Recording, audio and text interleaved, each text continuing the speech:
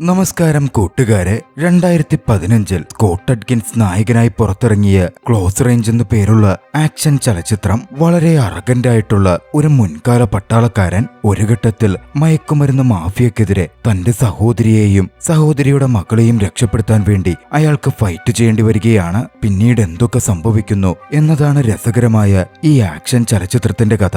വിശദമായ കഥയിലേക്ക് കടക്കുന്നതിന് മുമ്പ് സിനിമാ കഥകൾ കേൾക്കാൻ ഇഷ്ടപ്പെടുന്ന പുതിയ കൂട്ടുകാരുണ്ടെങ്കിൽ നമ്മുടെ ചാനൽ ഒന്ന് സബ്സ്ക്രൈബ് ചെയ്യണേ. കൂട്ടുകാർക്ക് ഷെയർ ചെയ്തു കൊടുക്കുകയും കമന്റ് ചെയ്യുകയും ലൈക്ക് ചെയ്യുകയും ചെയ്യൂ. നമുക്ക് നേരെ വിശദമായ കഥയിലേക്ക് പോകാം. കഥ ആരംഭിക്കുന്നത് പട്ടാളത്തിൽ നിന്നും ചില പ്രശ്നങ്ങൾ കാരണം ഒളിച്ചോടിക്കൊണ്ടിരിക്കുന്ന ഒരു മുൻകാല പട്ടാള ഉദ്യോഗസ്ഥനെ പരിചയപ്പെടുത്തിക്കൊണ്ടാണ്. കോൾട്ട് മാക്രഡി എന്നായിരുന്നു അയാളുടെ പേര്. കോൾട്ട് എന്ന് മെക്സിക്കോയിലെ ഒരു നഗരത്തിലേക്ക് എത്തുന്നു. അവിടുത്തെ ഒരു പ്രധാന ബിൽഡിംഗിലേക്ക് 2 മയക്കുമരുന്ന് സംഘാംഗങ്ങൾ കയറിപ്പോകുന്നുണ്ടായിരുന്നു.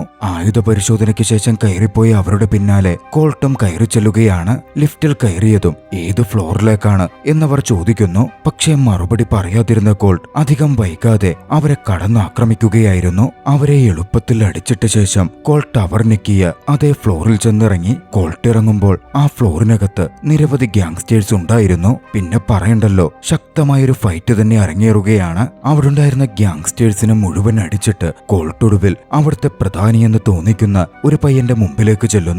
അവന്റെ മുമ്പിലേക്ക് കോൾട്ട് ഒരു ഫോട്ടോ നീട്ടി. ഹെയ്ൻലി എന്ന കോൾട്ടിന്റെ സഹോദരിയുടെ മകളുടെ ഫോട്ടോ ആയിരുന്നു അത്. ഹെയ്ൻലിയെ എവിടെയാണ് ബന്ദിയാക്കി വെച്ചിരിക്കുന്നത് എന്ന് കോൾട്ട് അയാളോട് ചോദിക്കുകയാണ്. ഭയന്നിരുന്ന അയാൾ ഹെയ്ൻലി എവിടെയെന്ന് പറഞ്ഞു. ഈ ഫൈറ്റിനിടയിൽ ഒരു ഗ്യാങ്സ്റ്റർ അവിടെ നിന്ന് രക്ഷപ്പെട്ട് താഴേക്ക് ഓടിച്ചെന്നിരുന്നു. താഴെയുള്ള ആംഡ് സെക്യൂരിറ്റി ഗാർഡുകളുടെ അടുക്കൽ അയാൾ മോളിൽ നടക്കുന്ന കാര്യം പറഞ്ഞു. അതോടെ തോക്കുമേന്തി സെക്യൂരിറ്റി ഓഫീസേഴ്സ് മുകൾ നിലയിലേക്ക് പാഞ്ഞു ചെല്ലുകയാണ്. താൻ പിടികൂടിയ അവസാന ഗ്യാങ്സ്റ്ററുമായി കോൾട്ട് ഹെയ്ലിയെ ബന്ദിയാക്കിയിരുന്ന മുറിയിലേക്ക് എത്തി. ഭയന്നിരുന്ന ഹെയ്ലിയെ അവിടെ നിന്ന് കോൾട്ട് മോചിപ്പിച്ചു. പിന്നെ വൈകിയില്ല, ഒടുവിൽ ബന്ദിയാക്കി വെച്ചിരുന്ന ആ ഗ്യാങ്സ്റ്ററെയും കോൾട്ട് അങ്ങ് കൊന്നുകളഞ്ഞു. പിന്നാലെയായിരുന്നു അങ്ങോട്ടേക്ക് തോക്കുമേന്തിയ ഗാർഡുകൾ വന്നു കയറുന്നത്. പക്ഷെ മികച്ച സ്കില്ലുകളുള്ള കോൾട്ടിന് അവരെ പിടികൂടുക, കീഴ്പ്പെടുത്തുക എന്നത് വളരെ എളുപ്പമുള്ള കാര്യമായിരുന്നു. ഈ സംഭവങ്ങളൊക്കെ നടക്കുന്നതിനിടയിൽ അവിടെ നിന്നും പ്രധാനപ്പെട്ട ഒരു പെൻഡ്രൈവ് കോൾട്ട് തന്റെ കയ്യിലാക്കിയിരുന്നു. ശേഷം തന്റെ നീസിനെയും രക്ഷിച്ച് കോൾട്ട് അവിടെ നിന്ന് രക്ഷപ്പെട്ടു പോരുകയാണ്. തിരികെ ഒരു കാറിലായിരുന്നു കോൾട്ടും ഹെയ്ലിയും കൂടി അരിസോണയിലെ അവരുടെ ഇടത്തേക്ക് യാത്ര തിരിച്ചത്. മയക്കത്തിൽ നിന്നും ഒന്നുണർന്ന അവൾ കോൾട്ടിനോട് തന്നെ രക്ഷിച്ചതിന് നന്ദി പറഞ്ഞു. എന്തിനാ അവർ തന്നെ തട്ടിക്കൊണ്ടുപോയത് എന്നപ്പോഴും ഹെയ്ലിക്ക് മനസ്സിലാകുന്നുണ്ടായിരുന്നില്ല. ആ സംശയം അവൾ കോൾട്ടിനോട് തിരക്കി. അത് നിന്റെ അച്ഛനോട് ചോദിച്ചാൽ പറഞ്ഞു തരും എന്നായിരുന്നു കോൾട്ടിന്റെ തണുപ്പൻ പ്രതികരണം. ഉടൻ ഹെയ്ലി അത് തിരുത്തി. എന്റെ അച്ഛനല്ല, എന്റെ സ്റ്റെപ്പ് ഡാഡ്. ഇതേ സമയം മറുവശത്ത് മെക്സിക്കോയിൽ കോൾട്ട് ആക്രമണം നടത്തിയ താവളത്തിലേക്ക് മയക്കുമരുന്ന് സംഘത്തിന്റെ നേതാവ് ഗ്രേസിയെ എത്തിച്ചേർന്നിരുന്നു. അവിടെ കടന്നാക്രമണം നടത്തിയ വ്യക്തിയെ കണ്ടെത്താൻ ഗ്രേസിയ തന്റെ ആളുകൾക്ക് ഉത്തരവ് കൊടുക്കുകയാണ്. കാര്യങ്ങൾ അന്വേഷിച്ചപ്പോൾ ഗ്രേസിയ ഒരു കാര്യം കൂടി മനസ്സിലാക്കി. അവരുടെ കൂട്ടത്തിലുണ്ടായിരുന്ന വാൾട്ട് എന്ന വ്യക്തി അവരുടെ ഷിപ്മെന്റിൽ നിന്ന് കുറച്ചൊക്കെ മോഷ്ടിക്കുന്നുണ്ടായിരുന്നു. വാൾട്ടിന്റെ കൃഷിയിടവും ഫാമും കേന്ദ്രീകരിച്ചായിരുന്നു പലപ്പോഴും മയക്കുമരുന്ന് ഡീലിങ്ങുകൾ നടന്നിരുന്നത്. അതിൽ നിന്ന് വാൾട്ട് മോഷ്ടിക്കുന്നു എന്ന വിവരം ലഭിച്ചതിനെ തുടർന്നായിരുന്നു വാൾട്ടിന്റെ സ്റ്റെപ്പ് ഡോട്ടർ ഹേലിയെ തട്ടിക്കൊണ്ടുപോരുവാൻ, വാൾട്ടിനെ ഭീഷണിപ്പെടുത്താൻ അതുപയോഗിക്കുവാൻ ഗ്യാങ്സ്റ്റർ സംഘം തീരുമാനിച്ചത്. ആ സംഭവം അത്രയും നടന്ന ശേഷമാണ് ഇപ്പോൾ മറ്റാരോ വന്ന് അതിക്രമിച്ചു കയറി അവളെ രക്ഷപ്പെടുത്തി കൊണ്ടുപോയിരിക്കുന്നത്. ഗ്യാങ്സ്റ്റർ മെമ്പേഴ്സിനെ അയാൾ കൊലപ്പെടുത്തുകയും ചെയ്തിരിക്കുന്നു. ഗ്രേസിയയ്ക്ക് അതിൽ വലിയ ദേഷ്യമുണ്ടാക്കിയത് 2 കാര്യങ്ങളായിരുന്നു. ആക്രമണത്തിൽ അവിടുണ്ടായിരുന്ന ഗ്യാങ്സ്റ്റർ ലീഡറായിരുന്ന ഗ്രേസിയയുടെ അനന്തരവനെയും കോൾട്ട് കൊലപ്പെടുത്തിയിരുന്നു.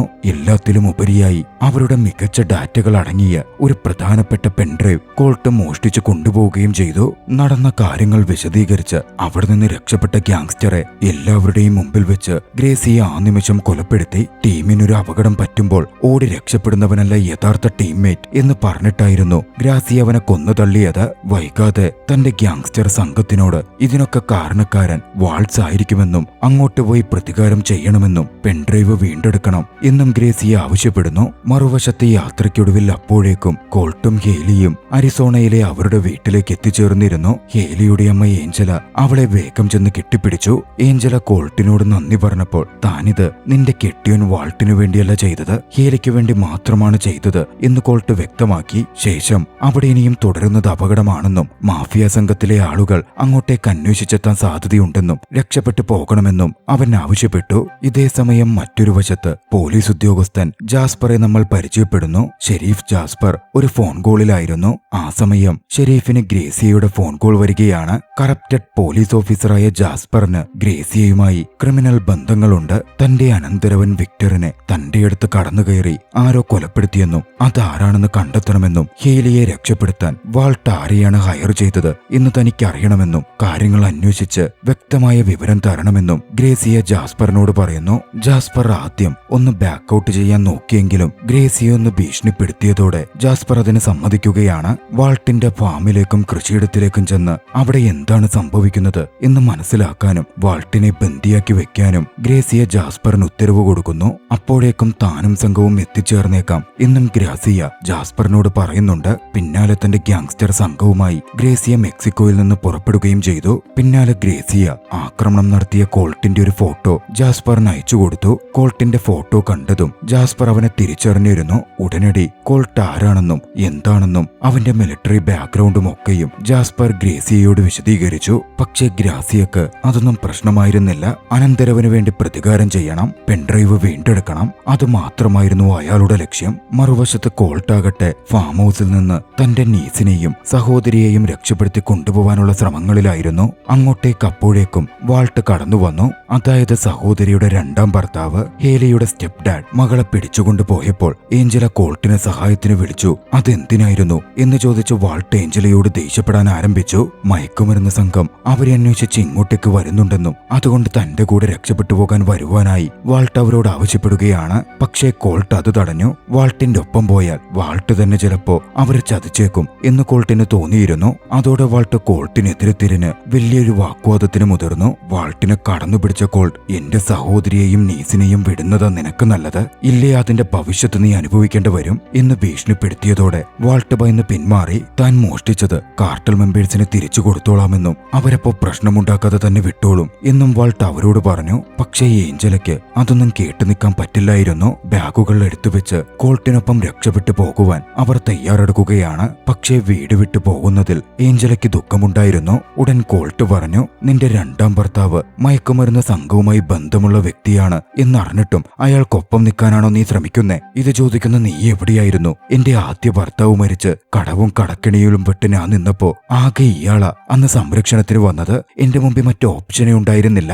ഏഞ്ചൽ അത് പറഞ്ഞു നിൽക്കുമ്പോ ദൂരെ നിന്നും 2 പോലീസുകാർ വരുന്നത് കോൾട്ടിന്റെ ശ്രദ്ധയിൽപ്പെട്ടു. വാറന്റുള്ള കോൾട്ട് ഉടനടി അടുത്തുള്ള ബിൽഡിങ്ങിന്റെ അകത്തേക്ക് കയറിയിരിക്കുകയാണ്. വീടിന്റെ ഉള്ളിൽ മറിഞ്ഞിരുന്ന വാൾട്ടും അത് കാണുന്നുണ്ടായിരുന്നു. കോൾട്ട് തന്റെ ഷോട്ട് ഗണ്ണും എടുത്ത് ഒരു ഘട്ടം വന്നാൽ ആക്രമിക്കാനും തയ്യാറായി നിന്നു. പോലീസുകാരിൽ വന്നെത്തിയത് ഷെരീഫ് ജാസ്പറും അയാളുടെ പാർട്ട്നേഴ്സുമായിരുന്നു. ജാസ്പറെ കണ്ടതും തങ്ങളുടെ ആളാണല്ലോ എന്ന് കരുതി വാൾട്ട് പുറത്തേക്ക് ഇറങ്ങി വന്നു. പക്ഷേ വാൾട്ടിനെ അറസ്റ്റ് ചെയ്യാനായിരുന്നു ജാസ്പർ ഉത്തരവിട്ടത്. ഒരു നിമിഷം വാൾട്ട് ഞെട്ടിപ്പോകുന്നുണ്ട്. ഡെപ്യൂട്ടികൾ ഉടനടി വാൾട്ടിനെ അറസ്റ്റ് ചെയ്ത് കാറിൽ കയറ്റി. പിന്നാലെ കോൾട്ട് എവിടെയെന്ന് ജാസ്പർ ഏഞ്ചലയോട് ചോദിച്ചു. വർഷങ്ങളായി താൻ കോൾട്ടിനെ കണ്ടിട്ടേയില്ല എന്നായിരുന്നു ഏഞ്ചല കളവ് പറഞ്ഞത്. ജാസ്പർ പക്ഷേ വിട്ടുകൊടുക്കാൻ തയ്യാറായിരുന്നില്ല. ഡെപ്യൂട്ടികൾ പോകാമെന്ന് പറഞ്ഞെങ്കിലും ഏഞ്ചലയെ സപ്പോർട്ട് ചെയ്തെങ്കിലും ജാസ്പർ അതിനെ എതിർത്തു. പിന്നാലെ വാൾട്ട് തന്നെ ബങ്ക് ഹൗസിൽ കോൾട്ട് ഒളിച്ചിരിപ്പുണ്ട് എന്ന് വിളിച്ചു പറയുകയാണ്. അതോടെ ഡെപ്യൂട്ടികളെ വാൾട്ടിനെ പിടികൂടാൻ പറഞ്ഞ് ജാസ്പർ അങ്ങോട്ടേക്ക് പറഞ്ഞയക്കുന്നു. ഡെപ്യൂട്ടികളായ ലോഗനും വൈറ്റും ഗണ്ണുമേന്തി ബങ്ക് ഹൗസിലേക്ക് ചെല്ലുകയാണ്. പക്ഷേ മറിഞ്ഞിരുന്ന കോൾട്ട് അവരെ കടന്നാക്രമിക്കുകയും അവരെ അടിച്ചിട്ട ശേഷം ഷോട്ട് ഗണ്ണും ചൂണ്ടി ജാസ്പറിന് നേരെ നടന്നു ചെല്ലുകയും ചെയ്തു. ജാസ്പർ കവർ ചെയ്ത് കോൾട്ടിനെ ആക്രമിക്കാൻ തയ്യാറെടുത്തെങ്കിലും ഏഞ്ചല ഉടനടി ജാസ്പറെ കടന്നാക്രമിച്ചു. കിട്ടിയ അവസരത്തിൽ തന്റെ കാറിലേക്ക് പാഞ്ഞു കയറിയ കോൾട്ട് അവിടെ നിന്ന് വേഗത്തിൽ ഓടിച്ചു പോകുന്നു. ഡെപ്യൂട്ടികൾ ഉടനടി തങ്ങളുടെ കാറുമെടുത്ത് കോൾട്ടിനെ ചേസ് ചെയ്യാൻ ആരംഭിച്ചു. മറുവശത്ത് ജാസ്പർ ആകട്ടെ ഏഞ്ചലയെയും ഹേലിയെയും അറസ്റ്റ് ചെയ്ത് തന്റെ കാറിലേക്ക് കയറ്റി. ഇതേ സമയം വാൾട്ടാകട്ടെ കോൾട്ടിനെ താൻ കാണിച്ചു തന്നില്ലേ, അതുകൊണ്ടെങ്കിലും ഏഞ്ചലയെയും ഹേലിയെയും വെറുതെ വിടാൻ ആവശ്യപ്പെടുന്നു. പക്ഷേ ജാസ്പർ അത് പറ്റില്ലെന്ന് പറഞ്ഞു. അങ്ങനെയാണെങ്കിൽ ഗ്രേസിയെയും മറ്റും എത്തുമ്പോ തനിക്ക് വേണ്ടി തന്റെ കൂടെ നിന്ന് സംസാരിക്കാമോ എന്നവൻ ചോദിക്കുകയാണ്. മറുവശത്ത് കാർ ചേസ് പുരോഗമിക്കുകയായിരുന്നു. ഡെപ്യൂട്ടികൾ കോൾട്ടിന്റെ കാറിലിടിച്ച് അവനെ വഴിതെറ്റിച്ച് അപകടത്തിൽപ്പെടുത്തി നിർത്തിക്കുവാൻ ശ്രമിച്ചെങ്കിലും മികച്ച കൺട്രോളോടെ അവൻ കാറോടിച്ച് മുമ്പോട്ട് പോയിക്കൊണ്ടേയിരുന്നു. വൈകാതെ ഗ്രേസിയെയും സംഘവും വാൾട്ടിന്റെ ഫാം ഹൗസിന്റെ ഭാഗത്തേക്ക് എത്തിച്ചേരുകയാണ്. മറുവശത്ത് ചേസ് തുടർന്നിരുന്നതിൽ ഡെപ്യൂട്ടി ലോഗൻ തന്റെ തോക്കെടുത്ത് കോൾട്ടിന്റെ കാർ ടയർ വെടിവെച്ച് പഞ്ചറാക്കി. അത് രണ്ട് കാറും കൂട്ടിയിടിക്കുന്ന ഘട്ടത്തിലേക്ക് നയിക്കുകയായിരുന്നു. ഡെപ്യൂട്ടികൾ ഇറങ്ങി കാർ ചെക്ക് ചെയ്യാൻ വന്നപ്പോഴേക്കും കോൾട്ട് അതിൽ നിന്നും ഇറങ്ങി അടുത്തുള്ള മലനിരകളിലേക്ക് ഓടിക്കയറിയിരുന്നു. മറുവശത്ത് കാറിൽ നിന്നിറങ്ങി വന്ന ഗ്രേസിയ ജാസ്പറിനടുത്തെത്തി കോൾട്ടിനെ പറ്റി തിരക്കി. തന്റെ ഡെപ്യൂട്ടികൾ കോൾട്ടിനെ ചേസ് ചെയ്ത് പോയ വിവരം ജാസ്പർ ഗ്രേസിയയോട് പറഞ്ഞു. കോൾട്ട് ഒരുപാട് ഡേഞ്ചറസ് ആണ് എന്നറിയാവുന്നതുകൊണ്ട് ഗ്രേസിയ തന്റെ രണ്ട് ഗ്യാങ്സ്റ്റേഴ്സായ റെയ്നയെയും ക്രൂസിനെയും കോൾട്ട് പോയ വഴിക്ക് അയക്കുകയാണ്. ഇതേസമയം വാൾട്ടാകട്ടെ ഗ്രേസിയോട് മാപ്പപേക്ഷിച്ച് താനല്ല പ്രശ്നങ്ങൾക്കൊന്നും കാരണമെന്നും തന്റെ ഭാര്യ ഏഞ്ചലയാണ് കോൾട്ടിനെ വിളിച്ചു വരുത്തി ഈ പ്രശ്നമൊക്കെ ഉണ്ടാക്കിയത് എന്നും പറഞ്ഞ് തന്റെ പേരിലുള്ള കുറ്റം മുഴുവൻ ഏഞ്ചലയുടെ മേത്തേക്ക് വെക്കുകയാണ്. ഗ്രേസിയ വാൾട്ടിനോട് തന്റെ നെഫ്യൂയുടെ പക്കലുണ്ടായിരുന്ന പെൺഡ്രൈവിനെ പറ്റി ചോദിച്ചു. അതെവിടെയെന്ന് തിരക്കി. അതിനെപ്പറ്റി ഒരു ധാരണയും വാൾട്ടിനുണ്ടായിരുന്നില്ല. അതോടെ ഗ്രേസിയ ആ നിമിഷം വാൾട്ടിനെ വെടിവെച്ച് കൊല്ലുകയാണ്. പിന്നാലെ ഏഞ്ചലിയെയും ഹേലിയെയും ഗ്രേസിയെ പുറത്തേക്കിറക്കി. നിന്നെ തട്ടിക്കൊണ്ടു പോയത് താൻ അറിഞ്ഞിട്ടുള്ള കാര്യമായിരുന്നില്ലെന്നും എന്നിരുന്നാലും അവിടെ വെച്ച് കൊല്ലപ്പെട്ടതിന്റെ അനന്തരവനുണ്ടല്ലോ, അവന്റെ കയ്യിൽ ഒരു പെൺഡ്രൈവ് ഉണ്ടായിരുന്നു, അത് നീ കണ്ടിരുന്നു എന്ന് ഗ്രേസിയ ഹേലിയോട് ചോദിക്കുകയാണ്. തന്നെ രക്ഷപ്പെടുത്തുമ്പോൾ കോൾട്ടിന്റെ കയ്യിൽ ആ പെൺഡ്രൈവ് ഉണ്ടായിരുന്നത് ഹേലി കണ്ടിരുന്നു, എന്നിരുന്നാലും താൻ അങ്ങനൊന്ന് കണ്ടിട്ടേയില്ല എന്ന് ഹേലി മറുപടി പറയുന്നു. അതോടെ പെൺഡ്രൈവ് കോൾട്ടിന്റെ പക്കൽ തന്നെ ഉണ്ടാകും എന്ന് ഗ്രേസിയ ചിന്തിക്കുന്നു. ഏഞ്ചലയെയും ഹേലിയെയും ബന്ദിയാക്കി വീടിനുള്ളിൽ നിർത്തുവാൻ ഗ്രേസിയെ ആവശ്യപ്പെടുന്നു. അവരെ രക്ഷിക്കാൻ കോൾട്ട് അങ്ങോട്ടേക്ക് വരും എന്ന് ഗ്രേസിയെ കുറപ്പുണ്ടായിരുന്നു. മറുവശത്ത് ഡെപ്യൂട്ടികൾ കോൾട്ടിനെ പിടികൂടാൻ ശ്രമിക്കുകയായിരുന്നു. അപ്പോഴേക്കും പിന്നാലെ വന്നിരുന്ന ഗ്യാങ്സ്റ്റേഴ്സും അപകടത്തിൽപ്പെട്ട പോലീസിന്റെയും കോൾട്ടിന്റെയും കാറുകൾ കണ്ട് കാർ നിർത്തുകയും ഒച്ച കേട്ട് മലനിരകളിലേക്ക് നീങ്ങാനും ആരംഭിച്ചു. വൈറ്റ് കോൾട്ടിന് മുമ്പിലെത്തിയതും കോൾട്ട് ഷെരീഫ് വൈറ്റിനെ കടന്നാക്രമിച്ചു. വൈറ്റിന്റെ തോക്ക് കൈക്കലാക്കി തോക്കിൻ മുനയിൽ വൈറ്റിനെ നിർത്തി. പക്ഷെ അപ്പോഴേക്കും തോക്ക് ചൂണ്ടി ലോഗൻ എത്തിച്ചേർന്നിരുന്നു. അപ്പോഴായിരുന്നു ഗ്യാങ്സ്റ്റേഴ്സ് അങ്ങോട്ടേക്ക് എത്തുന്നത്. അവർ വെടിയുതിർക്കാൻ ആരംഭിച്ചു. വെടിയേറ്റ് ഡെപ്യൂട്ടി ലോഗൻ കൊല്ലപ്പെടുന്നു. കോൾട്ടും ഡെപ്യൂട്ടി വെയിറ്റും മരത്തടിക്ക് പിന്നിൽ കവർ ചെയ്തു നിന്നു. മറുവശത്ത് ഗ്യാങ്സ്റ്റേഴ്സ് ഗ്രേസിയയെ വിളിച്ച് കോൾട്ടിനെ കണ്ട കാര്യം അറിയിച്ചു. എന്തു ചെയ്യണമെന്ന് ചോദിച്ചപ്പോൾ കൊന്നു തള്ളിയേക്കാനായിരുന്നു ഗ്രേസിയയുടെ മറുപടി വന്നത്. പെൺഡ്രൈവ് വീണ്ടെടുക്കാനും തന്റെ ആളുകളോട് ഗ്രേസിയെ ആവശ്യപ്പെടുന്നുണ്ട്. ഗ്യാങ്സ്റ്റർ കോൾട്ടിനോട് പെൺഡ്രൈവ് തരാൻ ആവശ്യപ്പെട്ടെങ്കിലും കോൾട്ട് അതിന് വിസമ്മതിച്ചു. പിന്നെ നടന്ന ഷൂട്ടൌട്ടിൽ ഗ്യാങ്സ്റ്റേഴ്സിന്റെ വെടിയേറ്റ് വയറ്റ് കൊല്ലപ്പെടുകയാണ്. വിദഗ്ധമായി ഒഴിഞ്ഞുമാറി കവർ ചെയ്ത് നടന്ന കോൾട്ട് ഒരവസരത്തിൽ ഗ്യാങ്സ്റ്റേഴ്സിൽ ഒരാളെ വെടിവെച്ചു കൊന്നു. പക്ഷേ അപ്പോഴേക്കും ബുള്ളറ്റ് തീർന്നിരുന്നു. അടുത്ത ഗ്യാങ്സ്റ്ററുമായി കോൾട്ടിന് ഫൈറ്റ് ചെയ്യേണ്ടി വരികയാണ്. അവർ തമ്മിൽ ശക്തമായ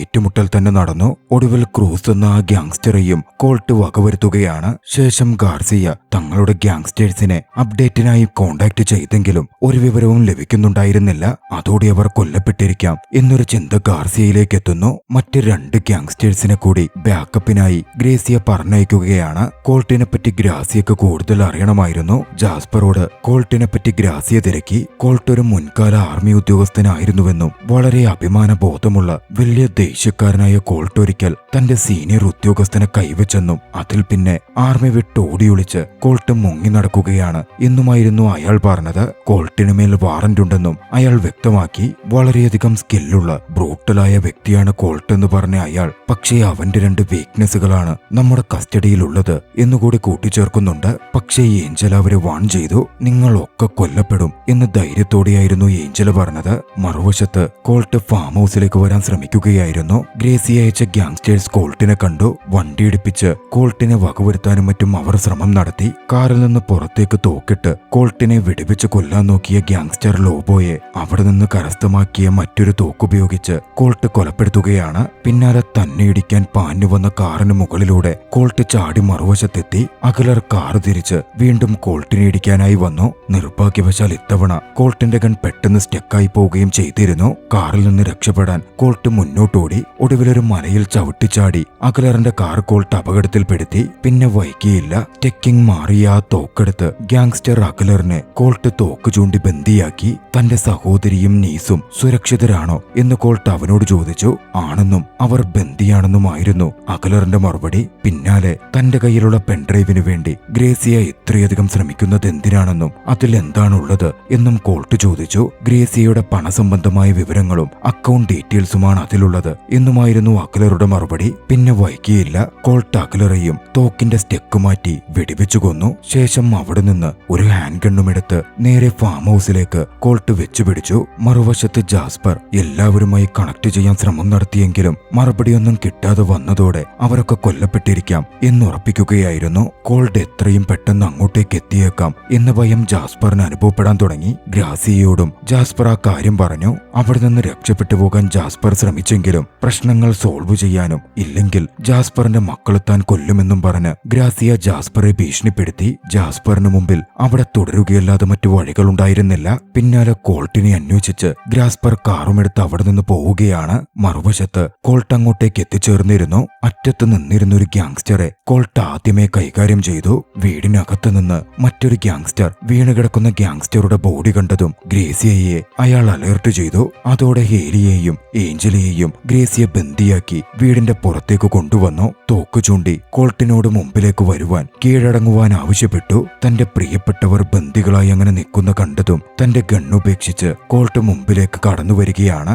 ഗ്യാങ്സ്റ്റേഴ്സ് കോൾട്ടിനെ തോക്ക് ചൂണ്ടി വളഞ്ഞു. തന്റെ പക്കൽ ഗ്രേസിയക്ക് വേണ്ട പെൻഡ്രൈവ് ഉണ്ടെന്നും തന്റെ ഫാമിലിയെ പോവാൻ അനുവദിക്കണം, എന്നാലേ അത് തരൂ എന്ന് കോൾട്ട് വിളിച്ചു പറയുകയാണ്. ഗ്രാസിയ തന്റെ ഒരാളെ വിട്ട് കോൾട്ടിന്റെ ആയുധങ്ങൾ എടുത്തു മാറ്റിച്ചു. ശേഷം മുന്നോട്ട് നടന്നു വന്ന കോൾട്ടിനെ പെൻഡ്രൈവിനായി ചെക്ക് ചെയ്യാൻ ആവശ്യപ്പെട്ടു. ആ ഒരു ഘട്ടത്തിൽ കോൾട്ട് പെട്ടെന്ന് പ്രവർത്തിച്ചു. തന്നെ ചെക്ക് ചെയ്യാൻ വന്ന മനുഷ്യനെ ഇടിച്ചിട്ട് സഹോദരിക്കും നീസിനുമെതിരെ തോക്ക് ചൂണ്ടി നിന്ന ഗ്യാങ്സ്റ്ററെ കോൾട്ട് വെടിവെച്ചു വീഴ്ത്തി. ശേഷം അവരുമൊന്നിച്ച് വീടിനകത്തേക്ക് കയറി വേഗത്തിൽ സുരക്ഷിതനായി. പുറത്തുനിന്ന് ഗ്യാങ്സ്റ്റേഴ്സ് അപ്പോഴേക്കും വെടിയുതിർക്കാൻ ആരംഭിച്ചിരുന്നു. ഗ്രേസിയയും അവരുടെ കൂട്ടത്തിലുണ്ടായിരുന്നു. പിന്നെ നടന്നത് വലിയൊരു ഷൂട്ടൌട്ടായിരുന്നു. ഏഞ്ചലിയും ഗണ്ണെടുത്ത് കോൾട്ടിനെ സപ്പോർട്ട് ചെയ്തു. ഹേലയുടൻ ഫോണെടുത്ത് പോലീസിനെ വിളിക്കാൻ ശ്രമിച്ചെങ്കിലും പോലീസ് വന്നാൽ കോൾട്ട് അറസ്റ്റ് ചെയ്യപ്പെടും, പ്രശ്നമാകും എന്ന് പറഞ്ഞ ഏഞ്ചല മകളെ തടയാൻ ശ്രമിച്ചു. എന്നിരുന്നാലും ഹേലി പോലീസിനെ വിളിക്കുകയായിരുന്നു. പോലീസിൽ വിളിയെത്തിയതും പോലീസ് അത് ചെക്ക് ചെയ്യുവാൻ ജാസ്പറിനായിരുന്നു വിവരം റീഡയറക്ട് ചെയ്തത്.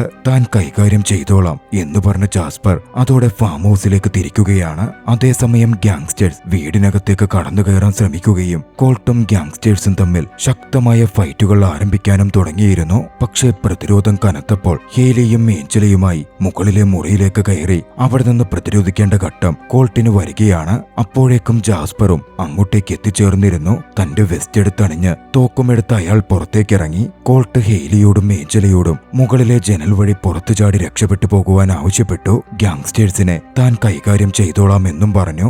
ആദ്യം അവർ മടിച്ചെങ്കിലും കോൾട്ട് നിർബന്ധിച്ച് പറഞ്ഞപ്പോൾ അവരതിന് തയ്യാറാവുകയാണ്. ജനൽ വഴി ഹേലിയും ഏഞ്ചലയും വെളിയിലെത്തി. ജാസ്പർ ദൂരെ നിന്നും അത് കണ്ടെങ്കിലും അവർക്കടുത്തേക്ക് അപ്പോൾ പോകുന്നില്ല. മറുവശത്ത് ഗ്യാങ്സ്റ്റേഴ്സ് സംഘം മുകൾ നിലയിലെ ഡോറിനടുത്തേക്ക് എത്തുകയായിരുന്നു. ആക്രമിക്കാൻ തോക്ക് ചൂണ്ടി കോൾട്ട് തയ്യാറെടുത്തു നിന്നു. ഫുഡ് സ്റ്റെപ്പ് അടുത്തെത്തിയത് കേട്ടതും ഡോറ് തുറക്കാതെ തന്നെ കോൾട്ട് വെടിയുതിർത്തു. ആദ്യം വന്ന ഗ്യാങ്സ്റ്ററിന് വെടിയേറ്റു. പക്ഷെ അപ്പോഴേക്കും കോൾട്ടിന്റെ തോക്കിലെ ബുള്ളറ്റുകൾ തീർന്നിരുന്നു. പിന്നീട് കോൾട്ട് ഒരു ആക്രമണം തന്നെ നടത്തുകയാണ്. ഗ്യാങ്സ്റ്ററെ വെടികൊള്ളാതിരിക്കാൻ ഷീൽഡായി ഉപയോഗിച്ച് താഴേക്കിറങ്ങി വന്ന കോൾട്ട് താഴെയുണ്ടായിരുന്ന ഗ്യാങ്സ്റ്റേഴ്സുമായും ഫൈറ്റ് ചെയ്തു. ശക്തമായ ഫൈറ്റ് നടന്നുകൊണ്ടിരുന്നു. ഇതിനിടയിൽ അവിടുത്തെ ഗരേജിലേക്ക് ഏഞ്ചലയും ഹേലിയും വന്നെത്തിയിരുന്നു. പഴയൊരു മോട്ടോർ ബൈക്ക് എടുത്ത് അവിടെ നിന്ന് രക്ഷപ്പെട്ടു പോകുവാൻ അവർ ശ്രമിക്കാൻ തുടങ്ങി. പക്ഷേ അപ്പോഴേക്കും ഗാർസിയെ അങ്ങോട്ടേക്ക് എത്തുകയും അവരെ തോക്കിൻ മുനയിൽ നിർത്താനും ആരംഭിച്ചു. അവരെ ബന്ദിയാക്കി ഗാർസി അവരെ പുറത്തേക്ക് കൊണ്ടുവന്നു. ഗാർസി അവരെ വെടിവെച്ച് കൊല്ലാൻ ഒരുങ്ങുകയായിരുന്നു. ഭാഗ്യവശാൽ അപ്പോഴേക്കും